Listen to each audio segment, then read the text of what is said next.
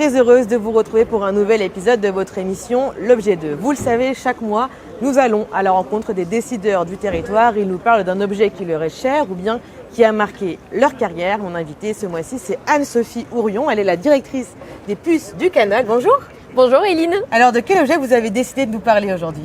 J'ai décidé de vous présenter deux objets qui sont deux cendriers mais également deux vides-poches à l'effigie de Guignol et de Niafron, un joli clin d'œil à la ville de Lyon. Est-ce que vous pouvez nous les décrire ?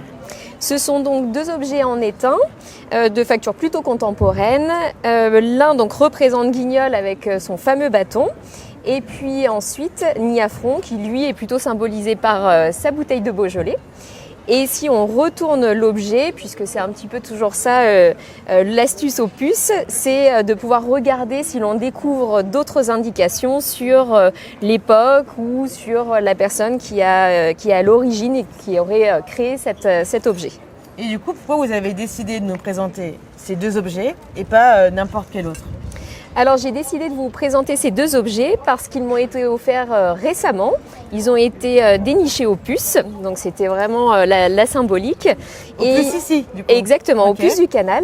Et ils m'ont été présentés comme un joli clin d'œil pour une Vosgienne qui est désormais lyonnaise d'adoption. Parce que vous êtes arrivée il n'y a pas longtemps à Lyon finalement. Je suis arrivée il y a 17 ans à Lyon, mais simplement depuis le début d'année aux puces du Canal. Très bien.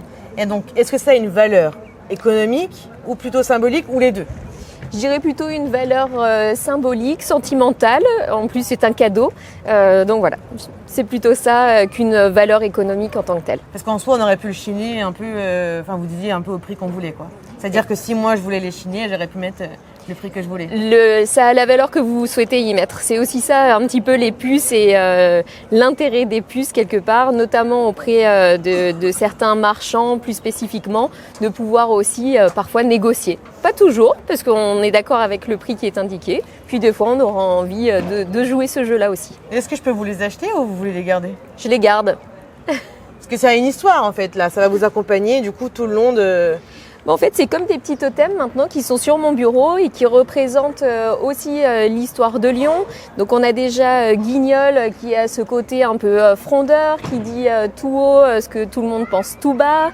Et puis il y a son acolyte, Niafron, qui lui va plutôt être le fidèle ami, celui qui a la gouaille, qui a toujours sa bouteille de Beaujolais, son nez, ses joues rosies en témoignent. Voilà, donc c'est vraiment aussi cet aspect transmission, histoire, culture de notre territoire.